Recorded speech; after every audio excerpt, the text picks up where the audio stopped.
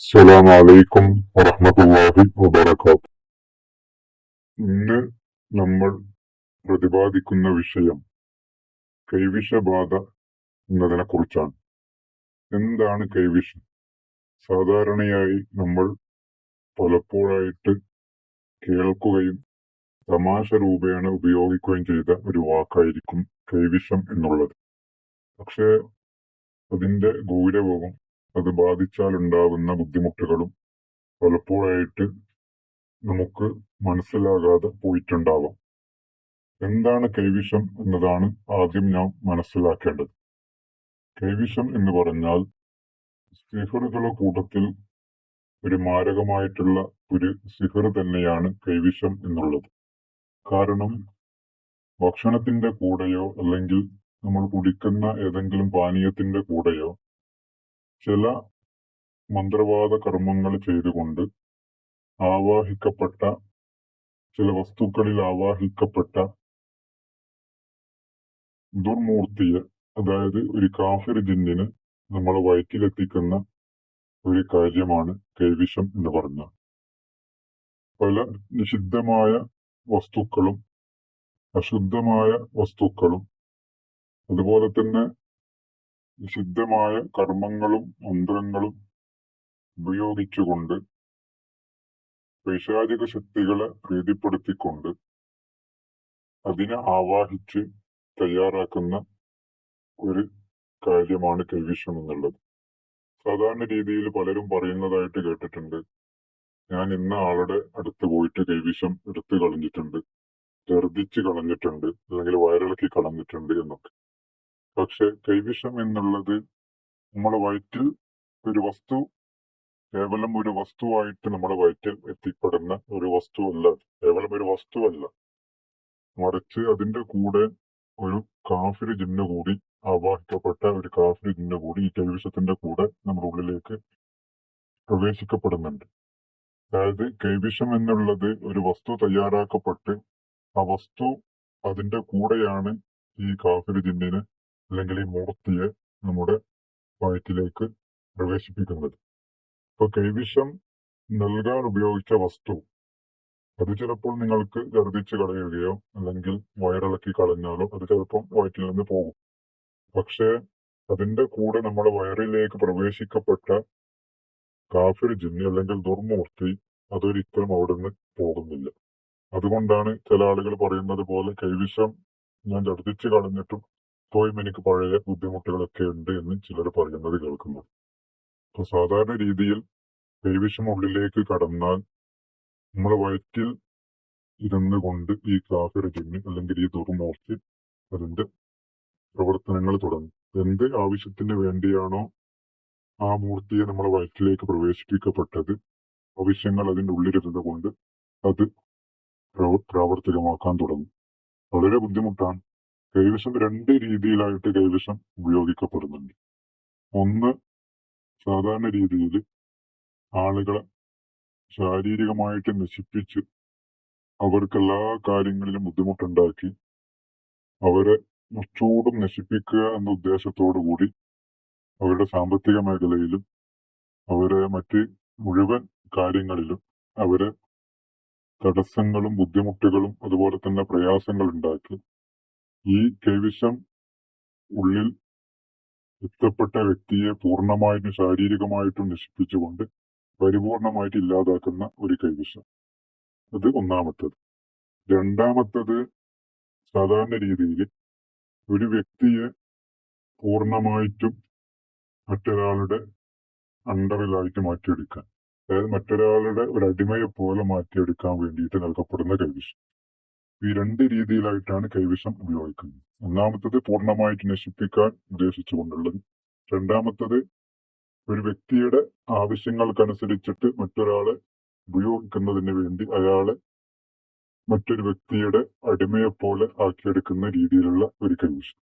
ഈ രണ്ട് രീതിയിലും കൈവിഷം വ്യാപകമായിട്ട് ഉപയോഗിക്കപ്പെടുന്നുണ്ട്.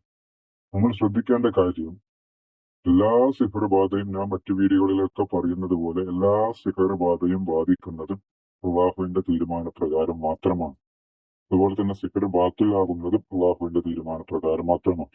അതുകൊണ്ട് തന്നെ നമ്മൾ സാധാരണ രീതിയിൽ മറ്റുള്ള ആളുകളെ അടുത്ത് പോയിക്കൊണ്ട് സിഹർ ബാത്തിലാക്കാനും അതുപോലെ തന്നെ കൈവശം എടുത്ത് കളയാനൊക്കെ പോയിട്ട് ഒരുപാട് പൈസയും മറ്റുമൊക്കെ നമ്മൾ കളഞ്ഞു എന്നല്ലാതെ സാധാരണ രീതിയിൽ ഇത് പൂർണ്ണമായിട്ടും അല്ലെങ്കിൽ ഒരു തരത്തിലും അത് നമ്മളിൽ നിന്ന് ബാത്തിലാക്കപ്പെടുന്നില്ല. കാരണം ഈ കൈവിഷമൊക്കെ ഉള്ളിലെത്തപ്പെട്ടാൽ അത് പൂർണ്ണമായിട്ട് മാറണമെങ്കിൽ ഞാൻ പറഞ്ഞതുപോലെ നമ്മുടെ വയറ്റിൽ അകപ്പെട്ടിട്ടുള്ള പൈശാചിക ശക്തി അല്ലെങ്കിൽ ആ മൂർത്തിയെ നമ്മുടെ വയറ്റിൽ നിന്ന് കളയേണ്ടതുണ്ട്. ഖുർആൻ കൊണ്ട് തന്നെയാണ് അത് പൂർണ്ണമായിട്ടും നമുക്ക് ബാത്തിലാക്കാൻ പറ്റുകയുള്ളൂ. അപ്പൊ നമ്മൾ വേണ്ടത് കൈവിഷബാധ നമുക്ക് ബാധിച്ചാൽ നമുക്കുണ്ടാകുന്ന ആദ്യ ലക്ഷണം വയറ്റിലുള്ള അസ്വസ്ഥതകൾ തന്നെയാണ്. അകാരണമായിട്ട് പെട്ടെന്നുണ്ടാവുന്ന വയറ്റിലുണ്ടാകുന്ന വേദനകൾ, സാധാരണ രീതിയിൽ വയറുവേദന പോലെയോ അല്ലെങ്കിൽ മറ്റേതെങ്കിലും തരത്തിലുള്ള വേദനകൾ, ഡോക്ടറെ കണ്ടിട്ടും മറ്റ് ചെക്കപ്പുകളൊക്കെ നടത്തിയിട്ടും ഒരു കാരണവുമില്ല, ഒരു പ്രശ്നങ്ങളും കാണുന്നില്ല, എന്നിട്ടും വേദനയ്ക്കൊരു ശമനവുമില്ല.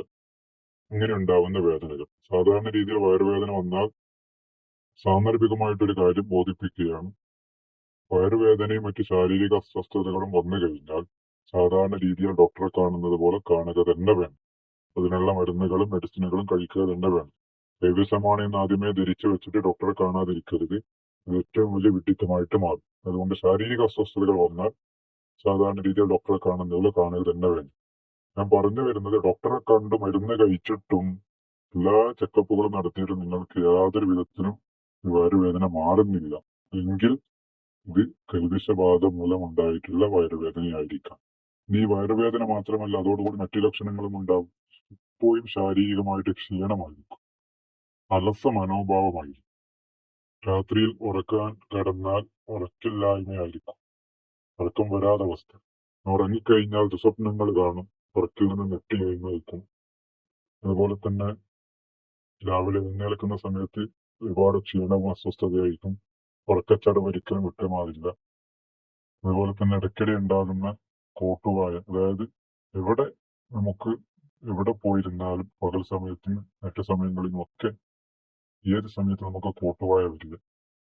അതുപോലെ തന്നെ നമ്മുടെ ജീവിതത്തിൽ പെട്ടെന്ന് ഉണ്ടാകുന്ന മറ്റു ബുദ്ധിമുട്ടുകൾ, അതായത് നമ്മൾ സാമ്പത്തികപരമായിട്ടുള്ള പ്രയാസങ്ങൾ, നമ്മുടെ കച്ചവടങ്ങളിൽ പെട്ടെന്ന് നല്ല രീതിയിൽ നടന്നു പോകുന്ന ഒരു കച്ചവടം, അത് പെട്ടെന്ന് അതിന് നഷ്ടങ്ങൾ സംഭവിക്കുക, അത് തകരുക. അങ്ങനെ നമ്മുടെ ജീവിതത്തിൽ ശാരീരികപരമായിട്ടും നമ്മൾ സാമ്പത്തികപരമായിട്ടും നമ്മളെ മാനസികപരമായിട്ടും കുടുംബപരമായിട്ട് തകർത്തിക്കളയുന്ന രീതിയിൽ ഉണ്ടാവുന്ന പ്രയാസങ്ങൾ ഒക്കെയും ഇതിന്റെ ഭാഗമായിട്ടാണ്. കാരണം സിഹറിൽപ്പെട്ട ഒരു കാര്യം തന്നെയാണ് കൈവിഷം. മാരകമായ സിഹറിന്റെ ഒരു വേർഷൻ തന്നെയാണ് കൈവിഷം എന്നുള്ളത്. 7 സിഹറുകളിൽ മാരകമായ സിഹറുകളിൽപ്പെട്ട ഒരു സിഹറാണ് കൈവിഷം എന്നുള്ളത്. അപ്പോൾ സാധാരണ രീതിയിൽ ഈ ലക്ഷണങ്ങളൊക്കെ നിങ്ങൾക്ക് വന്നു കഴിഞ്ഞാൽ, ആദ്യമുണ്ടാകുന്ന ശാരീരിക അസ്വസ്ഥതകൾ മുതൽ നിങ്ങളെ സർവ്വ മേഖലകളിൽ ഉണ്ടാകുന്ന ഈ ബുദ്ധിമുട്ടുകളൊക്കെ നിങ്ങൾക്ക് വന്നു കഴിഞ്ഞാൽ, കൈവിഷമാണെന്ന് നിങ്ങൾക്ക് മനസ്സിലായാൽ നിങ്ങൾ ആദ്യം ചെയ്യേണ്ടത് ഖുർആൻ കൊണ്ടുള്ള മന്ത്രം തന്നെയാണ് വേണ്ടത്. സാധാരണ രീതിയിൽ നമുക്ക് മറ്റുള്ളവരുടെ അടുത്ത് പോയിട്ട് പൈസ ചെലവാക്കിയിട്ട് ചെയ്യേണ്ട ഒരു കാര്യവുമില്ല. ആദ്യം ചെയ്യേണ്ടത്, നിങ്ങൾ തന്നെ പറ്റുമെങ്കിൽ, നിങ്ങൾക്ക് തന്നെ ഓതാൻ അറിയാമെങ്കിൽ നിങ്ങൾക്ക് തന്നെ മന്ത്രിക്കാം. സൂറത്തുൽ ഫാത്തിഹയും ആയത്തുൽ കുർസിയും അതുപോലെ തന്നെ സൂറത്തുൽ ഇഖ്ലാസും സൂറത്തുൽ ഫലഖും സൂറത്തുൽ നാസും. ഇത് സാധാരണ രീതിയിൽ നമ്മൾ ഉപയോഗിക്കുന്ന റുഖയ്യയുടെ സൂറത്തുകളാണ്. സാധാരണയായിട്ട് മന്ത്രിക്കാൻ ഉപയോഗിക്കുന്ന എല്ലാവർക്കും അറിയുന്ന സൂറത്തുകളാണ്. മറ്റു സൂറത്തുകൾ അറിയില്ലെങ്കിൽ ഇത് വെച്ചുകൊണ്ട് നിങ്ങൾക്ക് മന്ത്രിക്കാം.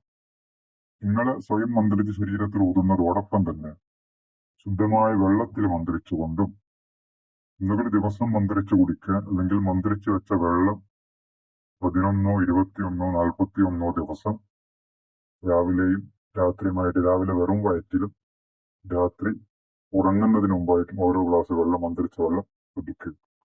എങ്ങനെയാ മന്ത്രിക്കേണ്ടത്? ആദ്യം നിങ്ങൾ സൂറത്തുൽ ഫാത്തിഹ ഔദ് കൊണ്ട് തുടങ്ങിയിട്ട് സൂറത്തുൽ ഫാത്തിഹ ഒരു 3 തവണ സൂറത്തുൽ ഫാത്തിഹ ഔദ് ശരീരത്തിൽ മന്ത്രിച്ചൂത്. ഇതിനുശേഷം ഞാൻ ഏറ്റവും ലഘുവായിട്ടുള്ള മന്ത്രിക്കാനുള്ള കാര്യങ്ങളാണ് പറയുന്നത്. ഇതിനുശേഷം 3 തവണ ആയത്തുൽ കുർസി ഓതുക, ശരീരത്തിൽ മന്ത്രിച്ചൂതുക, ഇഷ്ഫി എന്ന് പറഞ്ഞുകൊണ്ട് ഓതുക. അതിനുശേഷം 3 തവണ സൂറത്തുൽ ഇഖ്ലാസ് ഓതുക. ഇഷ്ഫി എന്ന് പറഞ്ഞ ശരീരത്തിൽ ഓതുക. അതേപോലെ തന്നെ സൂറത്തുൽ ഫലഖും സൂറത്തുൽ നാസും ഓതിയിട്ട് ശരീരത്തിൽ മന്ത്രിച്ചോതുക. ഇഷ്ഫി എന്ന് പറഞ്ഞിട്ട് അത് വളരെ ലളിതമായിട്ട്. അതേ ഓതിയ സൂറത്തുകൾ തന്നെ ഒരു ഗ്ലാസ് വെള്ളത്തിലോ അല്ലെങ്കിൽ കുറച്ച് കൂടുതൽ പാത്രത്തിൽ വെള്ളം എടുത്ത് വെച്ചുകൊണ്ട് ഒരുപാട് ദിവസം ഉപയോഗിക്കാനാണെങ്കിൽ കുറച്ച് കൂടുതൽ എടുത്ത് വെച്ചുകൊണ്ട് ഒന്നുകിൽ ദിവസം മന്ത്രിച്ചിട്ട് കുടിക്കുക, അല്ലെങ്കിൽ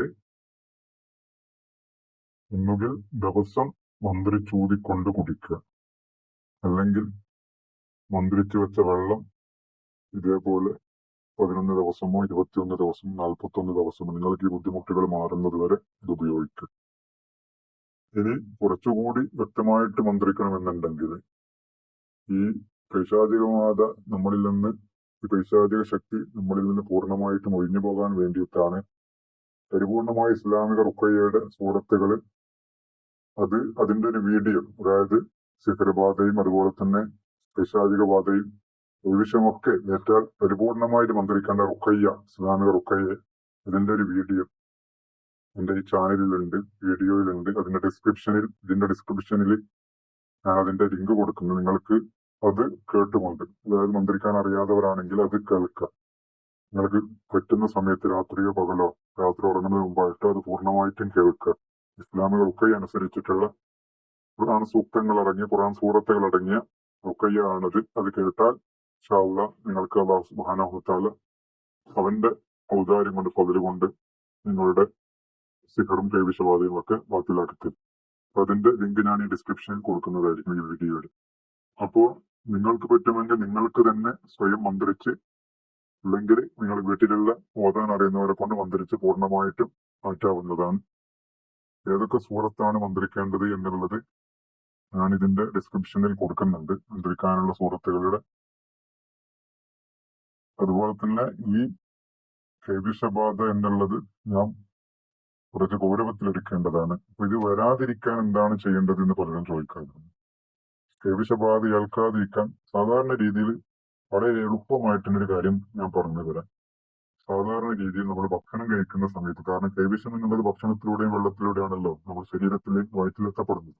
ഭക്ഷണം കഴിക്കുന്നതും വെള്ളം കുടിക്കുന്നതും കാരണമാണ് കൈവിഷം വയറ്റിലെത്തപ്പെടുന്നത്.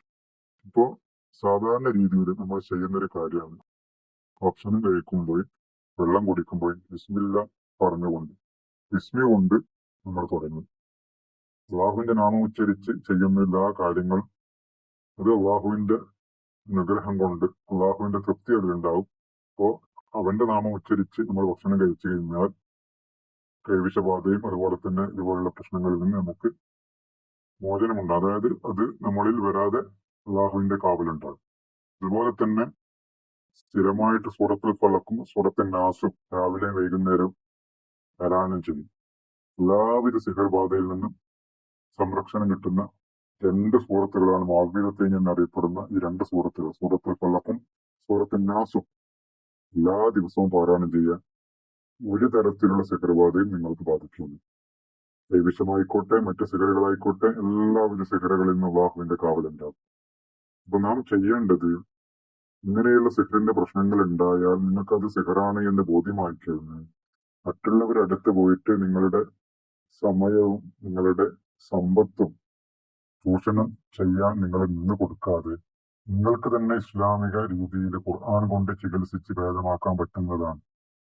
നമ്മളെ ഈമാൻ നഷ്ടപ്പെടുത്തുന്ന ഒരു കാര്യവും സിഹർ ബാധ ഏറ്റു എന്നത് കൊണ്ട് ഈമാൻ നഷ്ടപ്പെടാൻ ഇടവരുത്. മറ്റുള്ളവരുടെ അടുത്ത് പോയിട്ട് ഇസ്ലാം വിലക്കിയിട്ടുള്ള കാര്യങ്ങൾ, പൂജകളും മറ്റു കർമ്മങ്ങളൊക്കെ ചെയ്തുകൊണ്ട് നമ്മൾ ഈമാൻ നഷ്ടപ്പെടുത്തുക. ഇപ്പൊ ചുരുക്കി പറഞ്ഞാൽ കൈവിഷബാധ എന്നുള്ളത് ഒരു സിഹർ ബാധയാണ്. സാധാരണ സിഹർ ബാധിച്ചാൽ ചെയ്യുന്ന അതേ റുഖയ്യ മന്ത്രങ്ങളും സൂറത്തുകളും ഉപയോഗിച്ചുകൊണ്ട് തന്നെയാണ് ചികിത്സിക്കേണ്ടത്. കൈവിഷബാധ എന്നുള്ളത് കൊണ്ട് വെള്ളത്തിൽ മന്ത്രിച്ചിട്ട് കുടിക്കുന്നതും ഉത്തമമാണ്. അത് ഞാൻ പറഞ്ഞു തന്നിട്ടുണ്ട്. ഏതൊക്കെ സൂറത്തുകളാണ് എന്ന് വ്യക്തമാക്കിയിട്ട് ഞാൻ ഡിസ്ക്രിപ്ഷനിൽ കൊടുക്കുന്നതായിരിക്കും. ഓക്കെ, ഇൻഷാ അല്ലാഹ് സിഹർബാധയെ കുറിച്ചുള്ള മറ്റു വീഡിയോകൾ, നിങ്ങൾക്കറിയേണ്ട സിഹർബാധയുടെ എന്താണ് സിഹർ എന്നുള്ളത്, സിഹർബാധയാണോ പൈശാചിക ബാധയാണോ അല്ലെങ്കിൽ കൈവിഷമാണോ എന്നതൊക്കെ തിരിച്ചറിയാൻ ഉള്ള വഴികൾ എങ്ങനെയാണ്, അതെങ്ങനെയാണ് തിരിച്ചറിയുക എന്നുള്ളത്, ഇസ്ലാമിക റുഖയ്യ അനുസരിച്ച് സിഹർ ബാത്തിലാക്കാനുള്ള സൂറത്തുകളും അതുപോലെ തന്നെ മന്ത്രങ്ങളും ഏതൊക്കെയാണ് എന്നുള്ളത് അതൊക്കെ മറ്റ് വീഡിയോകളിലായിട്ട് ഇതിൽ അപ്ലോഡ് ചെയ്തിട്ടുണ്ട്. ഇതിന്റെ ലിങ്കും ഞാൻ ഡിസ്ക്രിപ്ഷനിൽ കൊടുക്കും ഇൻഷാ അള്ളാ. നിങ്ങൾ അതൊക്കെ കാണുക. അല്ലാഹു സുബ്ഹാനഹു വ തആല അവന്റെ അനുഗ്രഹം കൊണ്ട് നമ്മളേവരെയും എല്ലാവിധ സിഹ്ർബാധയെ തൊട്ടും പൈശാചിക ബാധയെ തൊട്ടും നമ്മളെ അവൻ കാത്തുരക്ഷിക്കുമാറാവട്ടെ. സിഹ്ർബാധ കൊണ്ടും അതുപോലെയുള്ള ബുദ്ധിമുട്ടുകൾ കൊണ്ടും പൈശാചിക ബാധ കൊണ്ട് ബുദ്ധിമുട്ടുകൾ അനുഭവിക്കുന്നവർക്ക് അല്ലാഹു സുബ്ഹാനഹു വ തആല എത്രയും പെട്ടെന്ന് അതിന് ശമനം നൽകുമാറാവട്ടെ. എത്രയും പെട്ടെന്ന് ബാത്തിലാക്കി കൊടുക്കുമാറാവട്ടെ. എല്ലാവിധ സർവ്വകുലത്തിനും അല്ലാഹു അവന്റെ കാവൽ നമുക്ക് നൽകുമാറാവട്ടെ. അല്ലാഹുവിന്റെ കാവൽ എന്നും നമുക്ക് നൽകുമാറാവട്ടെ. ഇൻഷാ അല്ലാഹ്. ആമീൻ ബിറഹ്മതിക യാ അർഹമർ റഹീമീൻ. അസ്സലാമു അലൈക്കും വറഹ്മത്തുള്ളാഹി.